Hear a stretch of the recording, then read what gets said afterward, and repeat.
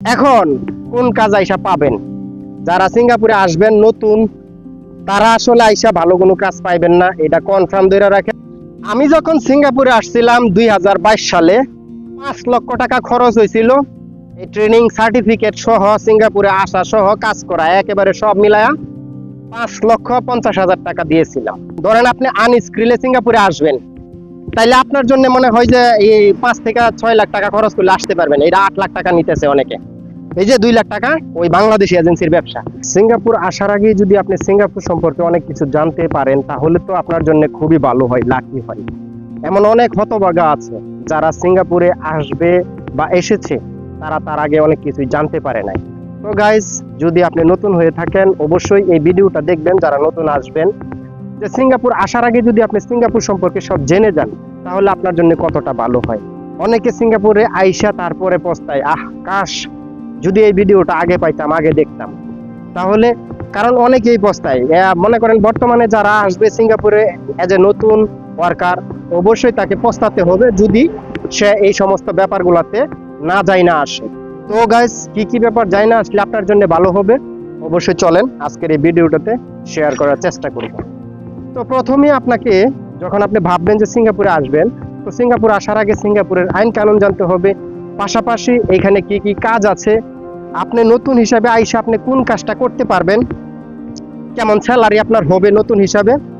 হ্যাঁ, তারপরে হচ্ছে আপনার মনে করেন যে এই আনস্কিলে আসলে আপনার জন্য ভালো হবে না স্কিলে আসলে ভালো হবে, এই সমস্ত ভিডিওগুলো আমি ইচ্ছা করলে আলাদা আলাদা করতে পারতাম। তবে এই একটা ভিডিওর ভিতরে সব কিছুই থাকবে, যে আপনি আপনি একজন সিঙ্গাপুর আসার প্রবাসী হিসাবে আপনার যা যা জানার দরকার সব এটার ভিতরেই থাকবে। তো গাইস, আমি সাইদুর রহমান সিঙ্গাপুর থেকে নতুন একটা ব্লগ ভিডিওতে আপনাদের স্বাগতম। তো চলেন শুরু করি আজকের টপিক। অবশ্যই সিঙ্গাপুর আসার জন্য আপনাকে কোনো না কোনো একটা এজেন্সির কাছে যেতে হবে, কারণ আপনি নিজে নিজে সিঙ্গাপুরে আসতে পারবেন না।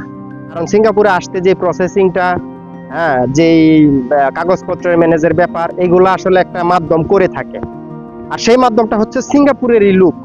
এখন আপনি তো আর সিঙ্গাপুরের লোক খুঁজে পাবেন না, তখন আপনাকে কি করতে হবে, এই সিঙ্গাপুরের লোকদের সাথে কিছু বাংলাদেশি লোকের একটা কানেকশন থাকে, তারা এই সিঙ্গাপুরের এই যে এজেন্সি আছে তাদের সাথে কানেকশন করে, আর আপনারা গিয়ে যোগাযোগ করবেন বাংলাদেশি এজেন্সির সাথে।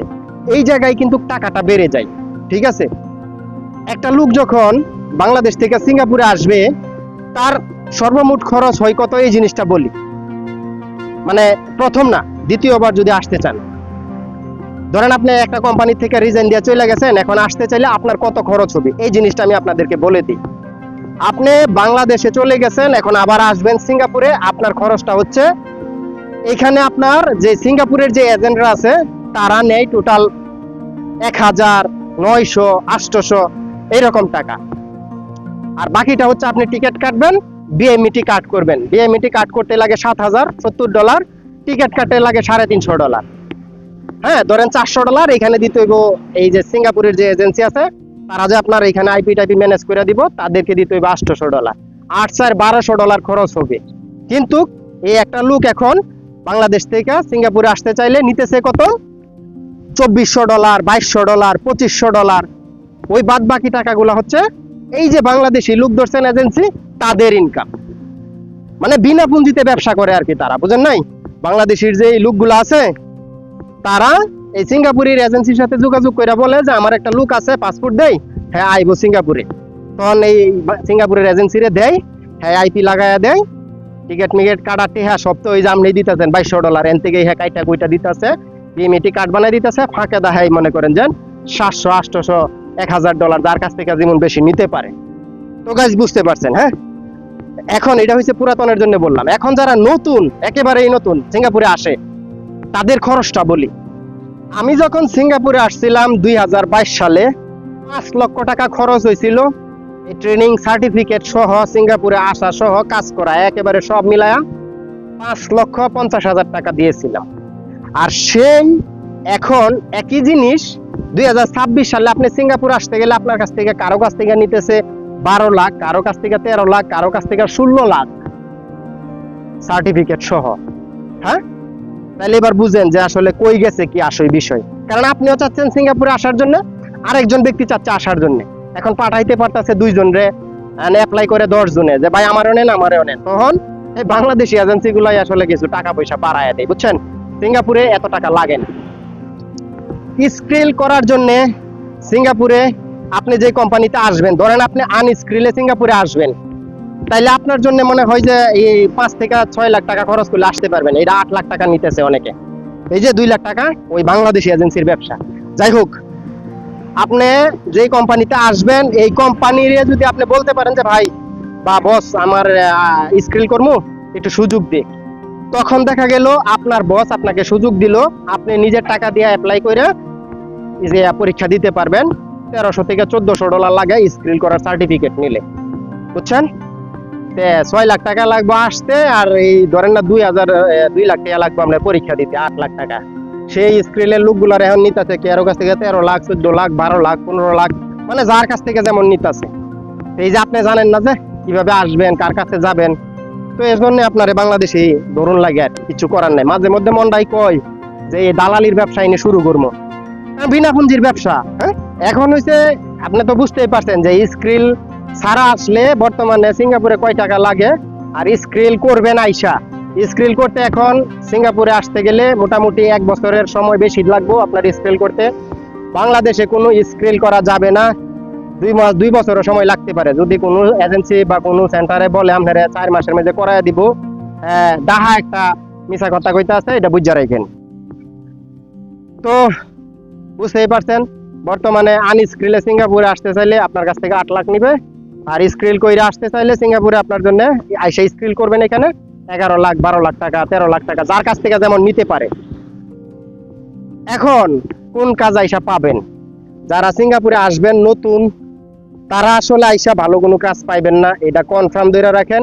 বিল্ডিং কনস্ট্রাকশনের কাজ করতে হইব, যে বিল্ডিং বানাইতেছে এর ভিতরে, হ্যাঁ, এই সিমেন্টের কাজ, পেক্কাদার কাজ এডি, অথবা আপনার ওই যে আপনার এই লিভার কাস্টিং এর কাজ, ডালাই ডুলাই দেওয়া হয় যেটা, এটা। কারণ এই যে আপনি নতুন, আপনার স্কিল নাই, আপনারা আসবেন, ওই সমস্ত কোম্পানি আপনারা নিয়ে আসবেন,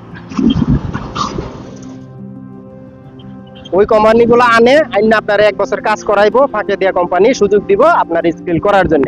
এটাই তাদের লাভ, কারণ তারা লোক পায় না। এই সমস্ত কাজে যদি আমারে কয় যে বলে ভাই কনস্ট্রাকশনের কাজে যাবেন, বেতনও দিব কম, 22 টাকা 23 টাকা বেসিক দিব, নতুন তারারে সর্বোচ্চ যদি দেয়, আবার কাজও কষ্টের, কেডা আইতে চাইবো, কেউ আইতে চায় না, এই জন্য তারা এইভাবে সুযোগ দেয়।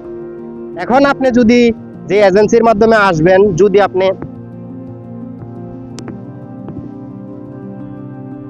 আপনি তার সাথে এটা বলে আসতে পারেন, দরকার পড়লে তুই আমার কাছ থেকে 500 ডলার বেশি নে, 50,000 টাকা বেশি না, তাও আমারে কনস্ট্রাকশনের কাজে দিবি না, কোনো ফ্যাক্টরির কাজে বা অফিসিয়ালের ভিতরে, মানে সেমার ভিতরের কোনো কাজে দে, বা ইলেকট্রিক্যালের কাজে অথবা প্লাম্বিং এর কাজে, এগুলাতে আসেন, তাইলে আপনার কষ্ট কম হইব আপনি করে। আর এগুলাতে আসলে স্যালারিটাও মোটামুটি শিখতে পারলে কাজ ভবিষ্যতে আপনার ভালো হইব।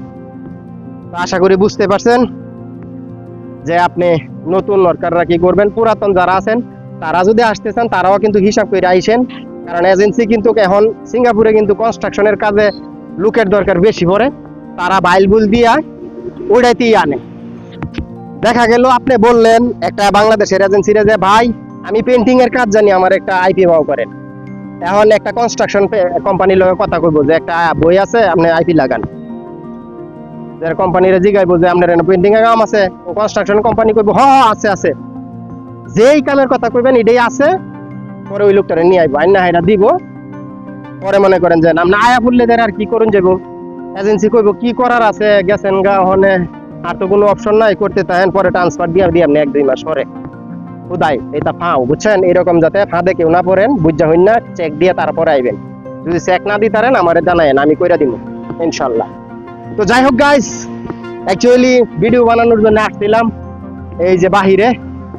তো অবশ্যই যদি ভিডিওটা ভালো লাগে, অবশ্যই ভিডিওটাতে একটা লাইক দিয়ে চ্যানেলটা সাবস্ক্রাইব করে দিয়ে থাকবেন সবসময়। হ্যাঁ, তো গাইস যাই হোক, আর কথা বাড়াবো না, ইনশাল্লাহ দেখা হচ্ছে পরবর্তী কোনো একটা ভিডিওতে। সেই পর্যন্ত সবাই ভালো থাকবেন। কারো ভালোবাসা পেতে হলে অবশ্যই তার উপকারে আসতে হবে। তো আমি যদি আপনার উপকারে আসতে পারি, তাহলে আপনি আমাকে ভালোবাসবেন।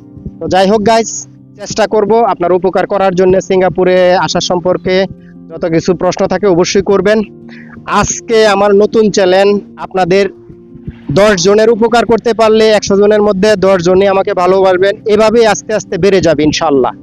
তো আজ না হয় কাল, আজকে ছোট আছে, একদিন না একদিন বড় হব, চ্যানেলটাও বড় হবে। তো গাইস, যাই হোক, অনেক কথা বললাম, যদি ভুল বলে থাকি অবশ্যই ভাইকে ক্ষমা করবেন।